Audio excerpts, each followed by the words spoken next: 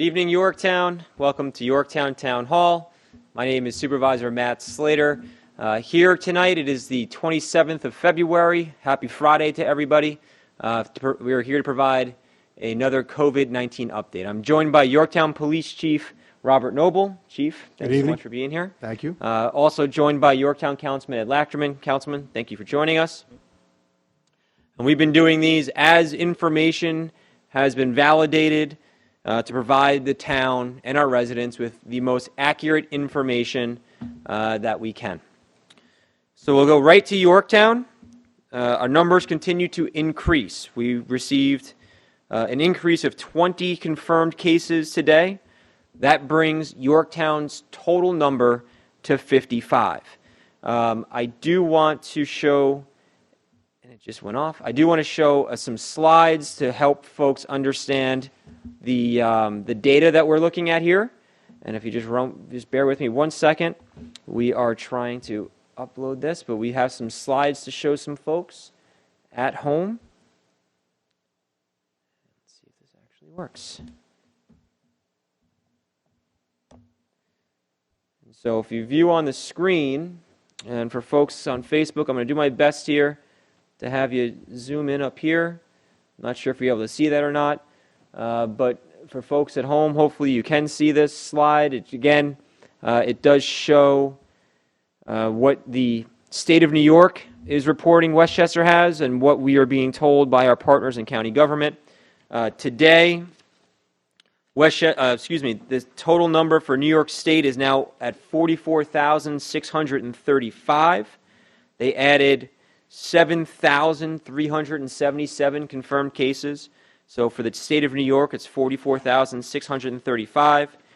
According to the state of New York, Westchester now has 7,187 cases. If you go back to our slides, and I've said this before, right now Yorktown, our data shows 55, but there's a pretty large discrepancy in unassigned or unidentified municipalities. And again, I hope the folks at home can see this. I don't know if you can or not. But you can see the orange is the identified, the blue slither there is the town of Yorktown, and the gray is unassigned for Westchester County. We've done some estimates. This slide here shows that, and again, we just got booted off, but essentially it shows the tracking of what's been reported by our partners in government. Again, we get this information from Westchester County, which gets it from the State Department of Health. So as I've said before, it is not live, it's not real time. We believe there is a 72-hour delay in the data that we are obtaining, which obviously skews our total number. And so again, if you look on the slide here, and hopefully again, I apologize folks on Facebook if it's a little hard to see, but you can see we've started tracking, and you can see where we are day by day. And I'll try my best to zoom in here for folks from on Facebook, but we're going to try to zoom in there. Let's hope that works. But you can see the day by day there, in the blue, the smaller numbers, and what we estimate to be the true number in orange. And that's our estimates right now. It's a small sample size because only from the last 3 days have we seen the gap between what the state is reporting and what we're getting transmitted down to the local level. But again, today we have 55 confirmed cases according to the data that we've received. We believe we could be seeing as high in reality. Again, the data is 72 hours old, but we believe if you look at the math and the reality is we could be seeing more so north of 200 in the town of Yorktown. And that's not meant to scare anybody. Those are just the numbers. And that just reemphasizes what we've been saying all along. And that's social distancing, making sure that you're taking care of yourself and your family and making those common sense right decisions. And so we continue to have a state of emergency in effect, both from the state, county, and local level. The good news that I did hear today, if you try to find some silver lining from our conversation with the county executive that I was on a conference call with just a little bit ago, that included municipal leaders from all across Westchester County. The hospitalization rate right now for Westchester, at least, our numbers, or their numbers, the county's numbers show, is 1%. So that is at least some good news that we are seeing. The governor is still saying the apex of the coronavirus or COVID-19, this crisis, is still at best 20 days away. And so we are planning on being in this situation for at least another few weeks. I did still receive questions about FDR Park. It does remain open to the public. I continue to have conversations with folks about the potential of it being a testing site, but that is only dictated by the state of New York. We have not had any confirmation from the state of New York that it will actually turn into a mobile testing site. So it is open to the public. You are able to go enjoy the park in a very safe way. The state of New York's Parks Department has actually put out some additional parameters for people to enjoy our passive parks and open spaces.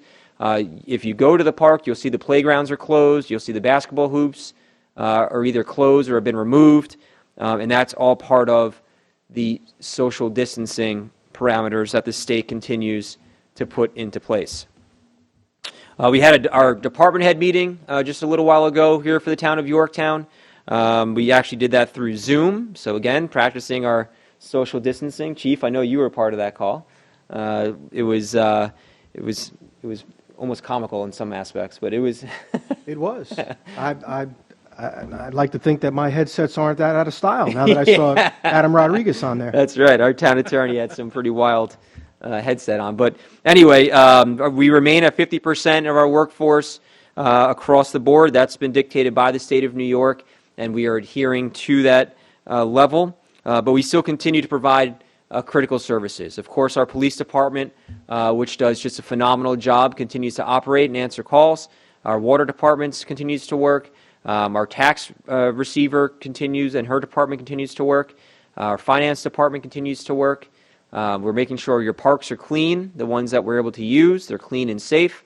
And we're also making sure, thanks to Highway Superintendent Paganelli and the Highway Department, that our roads are clear and safe to use. Just some of the examples of how town government continues to operate.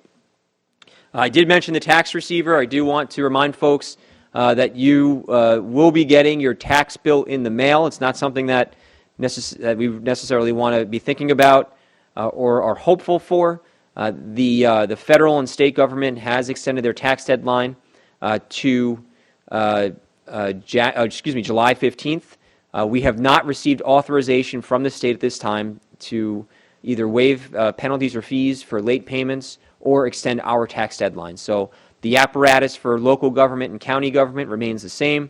Those tax bills were printed and they have been processed and mailed, and they were put in the mail today by our tax office. You can pay them in a few ways, and we're going to have all this information on our website, but you can pay them in a few ways, most notably online, so you don't even have to come to town hall. If you have to pay for it and you don't do it through an escrow, you can do it online. And there, if you do it as and it's all that information's on our website through your checking account, there's no additional fee, so it's a straight transfer to the town. Secondly, you can pay via credit card. Please note that there is a processing fee. That is not the town's processing fee. That is a third party's processing fee. So the town doesn't make any money by that increase, by that fee itself. Or the other option that folks have, we do have the drop box that remains in front of Town Hall, and so you can bring a check, and you can drop it off at the drop box, or you can mail it using the postal service. So just a reminder of that as well. Our grocery stores, of course, remain open. I understand that we are seeing some limited supplies in certain aspects, and also, as a reminder, we do have senior shopping hours, not just for seniors, but for our vulnerable populations. So our seniors, immunocompromised, folks with respiratory ailments, and I happy to share again, BJ's Wholesale Club is 8 to 9 a.m. The Chico's is from 7:30 to 8:30. Acme's from 7 to 9. And Uncle Giuseppe's is from 7 to 8. In addition, and we made this announcement yesterday, Ride Connect is also providing volunteers for our seniors to go either A, pick up pre-ordered groceries, or B, they will actually provide a volunteer to come to their house, pick up their payment and grocery list, and return with their groceries. If you are interested, again, all this information is on our website, and I'll be showing this again shortly. But for Ride Connect to coordinate groceries for seniors, please call 914-242-7433. 914-242-7433. Again, these are all services that we are coordinating here out of Town Hall to help provide as much relief as we can to everyone during this ongoing situation. Another great initiative that we announced today, I was over at the Jefferson Valley Mall. The mall does remain closed, but we were there with our partners of the JV Mall, as well as Sergio Esposito, who's the president of the Yorktown Chamber of Commerce. And we were there to announce free food for first responders. I know, Chief, you're going to be pretty excited about this. Very excited. Tell me more. So free food for first responders. If folks don't know, we have a great guy, Lyle Puente, who is over at the Put Meat on Your Bones food truck. If you're a grilled cheese fan, as I am, and my son, you can't find a better grilled cheese in the town of Yorktown than with Lyle. That's what he's famous for. And so on Fridays from 11:30 to 2, all of our first responders are able to go over to the JV Mall. They have a food truck court, is what they call it, and there will be free lunches for all of our first responders. And, very kind. And very, very kind. Phenomenal. And that's a great partnership, again, between Lyle, who does so much for our community, as well as the JV Mall and the Yorktown Chamber of Commerce. And it's not an order, it's not you go up to the truck. You can either call ahead to pre-order, or there will be bagged lunches on the picnic tables that are there. So again, very easy for our first responders who may be driving past to go grab a free lunch, courtesy of Lyle, the Yorktown Chamber of Commerce, and of course our partners at the JV Mall. Again, it is Friday. Our restaurants are open for delivery and pickup. They remain open. Again, we encourage everyone to jump on our website, yorktownny.org, and take the Takeout Pledge, which just goes to support our eateries, local eateries, Main Street businesses, and restaurants. Again, I say it again, they are open for takeout and delivery, and so we encourage our residents to take advantage of that as well. Earlier today, the federal government, just a quick, and Sergio Esposito usually provides an update on this, the federal government is moving forward with their $2.2 trillion relief package. It passed the House earlier today and is now being sent to the President to sign. I was on a conference call with County Executive Latimer and our municipal leaders, supervisors and mayors from across the county. We were briefed by Congressman Elliot Engel about some of the highlights of the bill. There's a lot for us to digest. We are looking for guidance from our partners in the federal government about how it helps everyone from local government to small businesses to folks who are being faced with financial hardship because of the economic impact that this crisis has had. And so the good news is the federal government is acting financially, and they are expected, obviously, to have the President sign this if he has not already. And we will provide as much information. He did sign already. I believe he signed it at 4 o'clock, actually, if I remember correctly.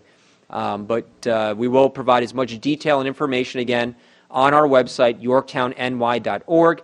You can go on there and see the COVID-19 page, where it's just a full, comprehensive resource guide for everyone to have as many questions as possible answered. Now, speaking of resource guide, I'm going to try to get the monitor running one more time, because the other announcement we made the other day, yesterday, was our partnership with Alliance for Safe Kids. And they have put together a tremendous COVID-19 community resource guide, which I'm going to pull up right now. Let's see here. And here we are. Again, my apologies to folks watching on Facebook. Doing the best we can here. I'm going to try to zoom in. But on our town website, there's a Yorktown Together link. It brings you right to this fantastic guide, resource guide. It has everything, and these are all links right here, everything from information on the national, state, and local level, healthcare, mental health support, substance use and abuse support, information for our schools, which we'll be talking about momentarily. And you can see just a full, incredible guide put together by our friends and partners at Alliance for Safe Kids. They actually sent me a statement as well for me to share with the community. Supporting, this is again from our friends at Alliance for Safe Kids. This is called Yorktown Together. Supporting each other during uncertain times is what Yorktown does best.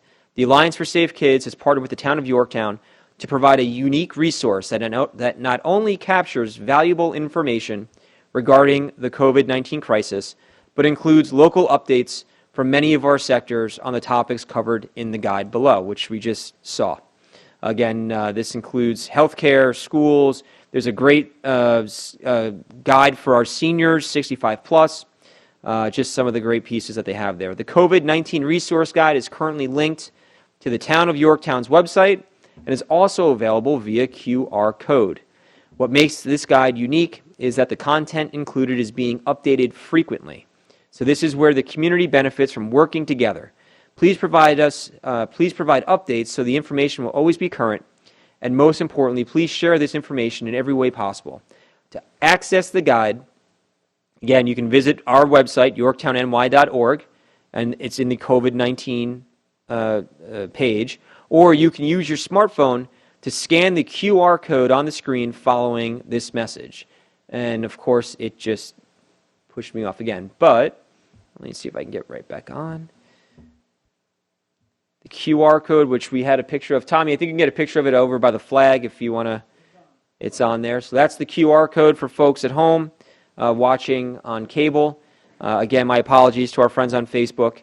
We continue to experience some technical difficulties with the there we go, with the mirroring. And let's see, there you go. There's the Yorktown Together. Right there has that QR code as well as instructions. For iPhone users, point your phone's camera at the QR code. Tap the information that appears at the top of your phone screen. For Android users like myself, follow the above iPhone instructions. Not all Android phones are equipped with the QR scanner, so you may have to download an app from the Google Play Store. So if you just scan that QR code, it brings you right to their COVID-19 guide. Lastly, last points from the state and from Governor Cuomo, who again continues to do a tremendous job leading our state during this crisis. The governor announced today that our schools will continue to be closed until April 15th at this point in time. He did leave room in there for another assessment, so it could be longer, but at the very least, public schools in the state of New York will remain closed until April 15th. In addition, we're going to put all this information on our website. Consumers experiencing financial hardship due to COVID-19 can now defer paying life insurance premiums for 90 days. And we'll have information about that, as well as consumers and small businesses are now able to defer paying premiums for property and casualty insurance for the next 60 days. And we will, once again, provide that information on our website. In addition, New Yorkers without health insurance should apply now through the New York State of Health. If you lost employer coverage, you must apply within 60 days of losing that coverage. And because of loss of income, New Yorkers may also be eligible for Medicaid or the Essential Plan or Child Health Plus. And again, we're going to provide all this information right on the yorktownny.org website. And we continue to use that as an essential tool during this ongoing crisis to provide the public with as much information that is valid and accurate as we can. With that being said, Chief, did you want to provide some thoughts for the public before we sign off? Sure. I'd just like to thank the public again for their cooperation and support of all first responders in the town of Yorktown. Like I said, the police, ambulance crews, fire departments, many of them volunteers. We can't thank you enough for the support, and I would like to remind you, please, if you are calling for assistance at your residence, we are asking you pre-screening questions. We have been for the past month. You could be upfront and forthright right away. It would save a lot of time, and just tell us right away if you're experiencing COVID-19 symptoms, such as a fever, cough, or other respiratory illnesses. Again, we thank you so much for your cooperation. And as you've been speaking, Supervisor, I've seen several people walking back and forth on the sidewalks. Good social distancing there. I know we put a post up earlier this week on our Facebook page about walking facing traffic when there are no sidewalks. And again, you'd rather see what's coming at you than not. So you walk facing traffic, much safer for everybody out there. And I know we have people, they're creatures of habit, and they've been wanting to use the DeVito track desperately. But there's a lot of other places to walk, like these sidewalks, seeing the people walking out there around the heights, beautiful area. And FDR Park is also an option as well. And there's good separation and good social distancing there. As the North County Trailway. Yeah. The trailways are open. We have 40 miles of nature trails that we can utilize. You can go to yorktowntrailtown.com to get that comprehensive list and maps. And plenty of places to go. Right. We'd like to keep the town as safe as possible. A great way of doing that is to allow us to perform sector checks and be a visible deterrent to any crime out there. So we'd like to spend as little time as possible in our town parks, asking people to leave or kids to leave, and we'd rather be out there ready to respond to calls for service and to be not only a visible deterrent, but a visible support, to know that we're out there and that we're keeping the community safe. So we'd rather focus our efforts on those initiatives. With that, Supervisor, I echo what you said. The town website continues. There's a dizzying amount of information out there. It really is. It's ridiculous. And you speak to a lot of it, every night. But it's available at the click of a mouse on the town website. And to our community partners at the Alliance for Safe Kids, I mean, it's been my pleasure for the last. I think it's been 15 years. I've been working with them, and they just get better and better in assisting this great town. Yep. So, my hat's off to the Alliance for Safe Kids. And like I said, to our first responders out there, stay strong, and let's keep doing what we're doing. Perfect. I appreciate it. In addition, the other thing that I want to remind people, you said that there's a lot of information, and you're 100% right. But some of that information is changing. And one such thing that we just got notified of today, which I forgot to mention from the state, is guidelines for construction work. There are new guidelines for construction work. This is a statewide issue. And I want to just go through this quickly because I think it's important for folks at home to understand. The parameters, as we understand them, are as follows, and we're getting greater clarification of this, but the parameters we understand are as followed. Single work construction sites are allowed. It's very narrow. Only single worker construction sites or construction to protect the health and safety of the occupants of the structure, construction to complete a structure if it would be unsafe to stop the construction as it currently stands. Our infrastructure, such as our roads, bridges, and transit facilities, and I forgot to mention that Con Edison is going to be stopping their work for the next 2 weeks to comply with this order as well. So Con Ed is not going to be continuing their work on Broad Street, neighborhood that I live by. So that will be stopping for the next 2 weeks. And I spoke with Highway Superintendent Paganelli about that. In addition, construction at hospitals and healthcare facilities are permitted, or emergency housing and homeless shelters. If the work doesn't fall within those parameters, right now it has to be halted and suspended. And we're going to provide more information about this on the town's website as we continue to get new information. So as the chief said, we continue to try to be an information hub and provide as much information as we can to you, the public, in a variety of different ways. But that information, as we're seeing, is also changing. So it's also very important for you folks at home to continue to check our website, to continue to check social media, and make sure that you have the most updated information that we are providing. And so I did want to share that about construction companies, because I have quite a bit of conversations this whole week with folks about what is allowed and not allowed. And now they have, once again, changed the policy, narrowing the scope of construction companies and what they're able to do, and we'll provide additional information in greater detail when we get it. Councilman Lachman, did you want to add anything? Just a couple comments off of Facebook. And forgive me if you mentioned it while you were talking about construction, because I was replying to a couple of other things. Our Fire Commissioner, Marty McGannon, sent in that there's work being done on the North County Trailway over by Junior Lake, so just or Junior Pool, please be careful over there. The town work at Junior Pool is now stopped. Okay. So if it's the pool deck, the pool deck that was being leveled. Is that on the bike trail? If it's on the bike trail, then that is the county's project. Right. They're in a different spots. They're repaving and resurfacing the parts of the bike path. Yep. So just be careful there. And if I could, there's no restriction on cooking ribs, Mr. McGannon. So, well, there is a restriction. They have to go to first responders yes. and councilmen. Yes. There you go. Absolutely. There was a comment about encouraging people to apply for unemployment, file online, and if you're instructed to call in to finish the claim via phone, please keep trying. It may take a day or two, but you will get through eventually. I've also heard late night or early morning times were best, because people have been trying to get through, and just like with the COVID-19 hotline, the system is just frankly completely overwhelmed, unfortunately, overwhelmed with people trying to get through to get their unemployment benefits.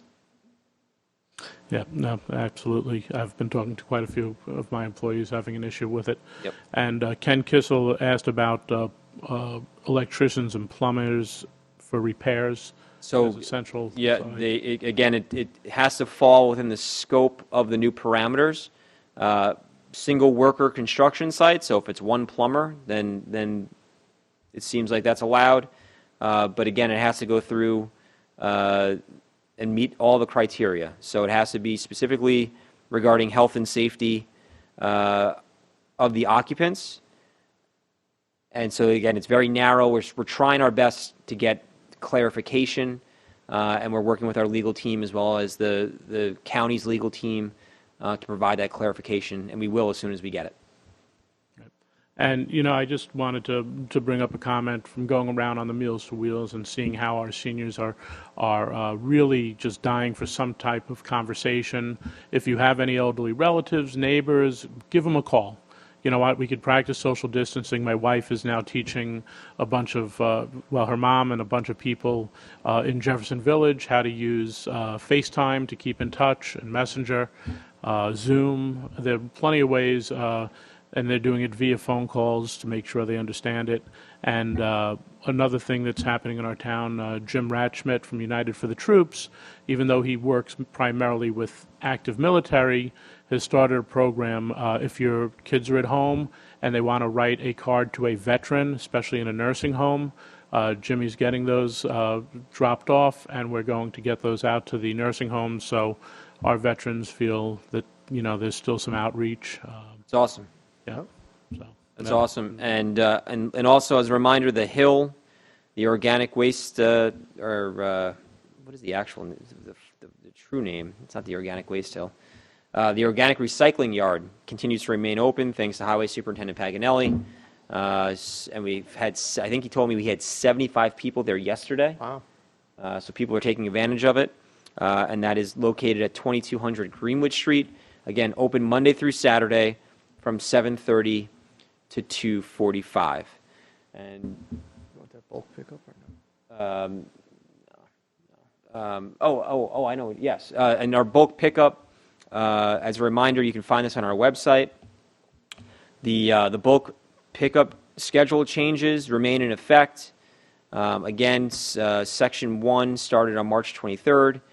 Section 2 is scheduled for April 16th, and Section 3 scheduled for April 13th. I know a lot of folks are home, and so they're finding these chores that finally are getting on, are able to get done. But as a reminder, we are at half staff. So we're at a skeleton staff, and they're doing their absolute best, and we really do thank and applaud the staff of not just refuse and recycling, but all of our staff, because they're just really stepping up to the plate every time we ask them. But for R&R, the folks who do, our town employees who do pick up your bulk trash, again, since they're at half staff, the more you put out, the longer it takes. And so just keep that in mind the best you can. This way we can continue to move through the schedule as expeditiously as possible. And I think that concludes our update. Did you have anything else? Chief, Marty said this weekend. Marty gets the... It's for the ribs, so you hold them to it. Absolutely. And again, just the bulk trash dates one more time. Section 2 is April 6th. Section 3 is April 13th. Those are the delayed schedules. And the Section 1 bulk trash began March 23rd, but we're seeing such an abundance of bulk trash that it's taking our crews just a bit longer than it normally does to get through them, again, also because they are working at 50% strength. So with that being said, we wish everyone a wonderful Friday evening. And as always, if we do have any new and validated information, we will provide it to you in a timely fashion. So as we always say here, stay safe, stay healthy, and we'll talk to you soon. Thanks so much. Have a great night.